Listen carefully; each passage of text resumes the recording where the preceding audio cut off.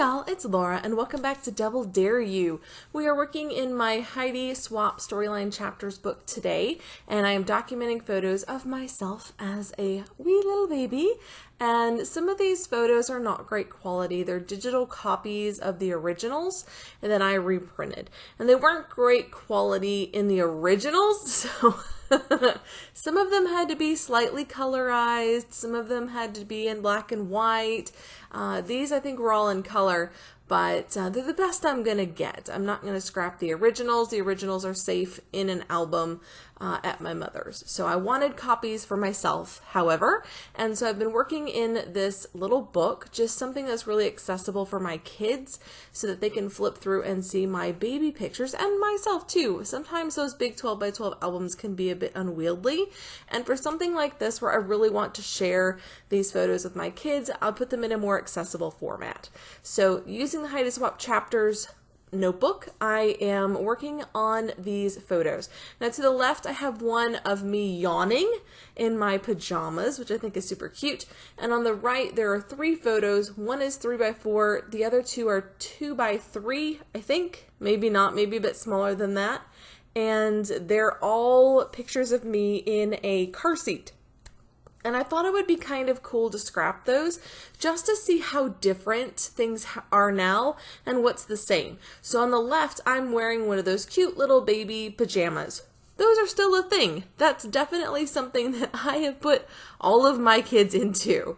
However, on the right, here's this old-fashioned car seat that obviously very different in style to what I've used for my kids, and even from my first child to my last child, with which there is a 9-year difference.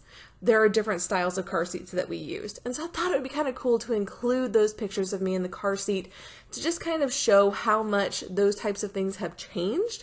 And I really, really like that idea. So for the photo on the left, I grabbed a 3x4 card and a bunch of 4x6 cards from the Love List collection, which is a printable collection from Tracy Reed that she just came out with. I'm a big fan of Tracy Reed. She used to design for Simple Stories, and I always bought her collections. And now that she's doing freelance work, I am buying her digital collections. And the part of the challenge included in today's video is to use printables. Now this doesn't have to be a printable collection. You can go into Word and print off a title. Totally counts. You could go into Word and print out your journaling. Totally counts. I just want to encourage all of you and my darling friend Christina, who is my partner in crime on Double Dare You, to use a printable in your scrapbooking. I think it's very easy to look at our stash and go, oh, I've got so much paper, I've got so many embellishments, and to feel a bit overwhelmed. And sometimes it's nice to just go print exactly what you need, whether it is journaling, a title, a couple of embellishments, or some journaling cards that I cut apart to use for these strips. So these strips don't perfectly line up one side to the other.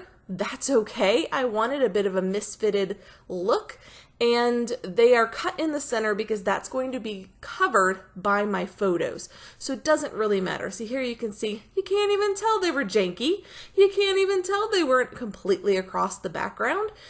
Doesn't matter. And so this creates just a little placeholder for my photo and the journaling card that is functioning as my title. I am going to bring in some of these little cute florals that I have fussy cut from her sticker sheet, and I had a blast fussy cutting this collection because it has all the pretty florals and lovely little hearts, and it was just perfect for this layout. Now, I am only using digital collections in this Heidi Swap book because I want to keep it as flat as possible. I'm hoping not to have to pull pages out of the center, and so by using just printable collections, there's nothing with dimension. I am layering a little bit, but I am trying to keep that layering outside of the spine area and stick to the exterior edges for any heavy layering. Now I'm going to create a small cluster here at the bottom center and then a small cluster at the top right, and that's just for a bit of fun. It was very well balanced already, and so this adds a little bit of off balance that kind of catches your attention. But don't worry, I will restore the balance in just a moment. At this point, I'm just playing with the bits and pieces, pulling out things that I have fussy cut to see what will fit, and found this really cute adore piece that I thought, oh, that would be nice to put here. I grabbed a tab to put at the top. This page just really came together very quickly, and I was super excited about it. Now I had this printable heart left in my hand, and I thought, oh, these are kind of cute. How could I use hearts on this page? And then I thought, well, maybe I could do a row of them here at the bottom, kind of fill in this dead space. And then I thought, no, let's go vertical. And so now I have those horizontal strips and these vertical hearts, and you're going to see how beautifully this not only fills the page, but balances the page. I love, love, love this side so much, and this would be a lot of fun to replicate onto a larger sized layout. So if you give that a go, please share it with me in my Scrapbook All the Pictures Facebook group. I would love to see your take on this one because I really love how it came out. A couple of gold stickers from Maggie Holmes I popped in amidst my fussy cut hearts, and then just a little bit of Nuvo, and this left side is done. I believe off camera I add a little bit of journaling underneath of the adore, like a journaling spot, and that adds a little bit more vertical to the layout as well, which I really liked. Now on the right side, I wanted to use a mostly full piece of this paper because it is a beautiful wood grain, and it is a kind of a rainbow wood grain, which is interesting. I don't think I've ever seen that before. And so that's going to be my background. I have such a white background left side. I thought it'd be fun to do a full background of pattern paper on the right side. Again, playing with that, things that are similar to now, things that are different, just kind of playing with that compare and contrast feel. I did outline this paper because I felt like it just needed that little bit of a border, so it wasn't just floating in space. It looks intentionally put in the center of my page. And then I have these 3 photos of me in the car seat. So I'm going to group them all together in the center on top of this 4x6 card. Now, a couple of things. I started with these little wings here from the blue paper, and I end up not really loving these. So if you're trying to replicate this, you could skip those if you like. I just tried them, and in the end, they're okay, but I don't feel like they add a whole lot to the layout, and if anything, they take away the bit of orange in the background that I was counting on to tie in the orange in the photos. So I end up having to bring that back in with some embellishing.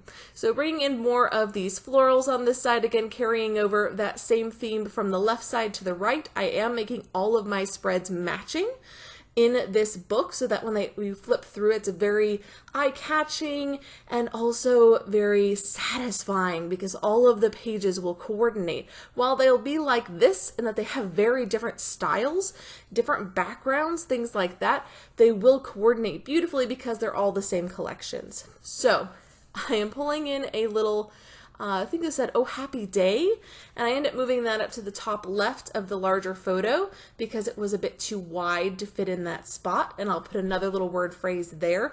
I wanted to keep this side fairly simple because it does have that full panel of pattern paper in the background, whereas the left side has all that white space to fill. This side really doesn't. And so I kept the embellishing on this side very simple, very easy. And I'm just going to go heavy with the detail work on this one. So once I get my titles straightened out here, I am going to bring in that little black strip there. It fits better in between those 2 tiny photos, and then I'll put that oh happy day back up at the top left where it currently says heartfelt, and that just ties in so well. I did give myself 2 little journaling spots at the bottom. I don't want to journal in this album just yet. At least not on these 2 pages because I don't actually know the ages that these photos are taken. I just know what order, so I can scrap them, but I can't really write like 2 weeks old, 1 month old, that sort of thing until I actually look through my original baby album or get my brother to take some photos for me of the actual inscriptions that my mom had put on them, because I don't know. I just know the order that they were uploaded, and he did upload them in order. So I'm able to at least put them into the album, which I think is a great start. This was a fantastic project to give me a little bit of a break from big 12 by 12 layouts. That's it for this one, guys. I hope you've enjoyed it. This was a nice little break and a really fun project. Let me know what you think in the comments below, and until next time, bye guys!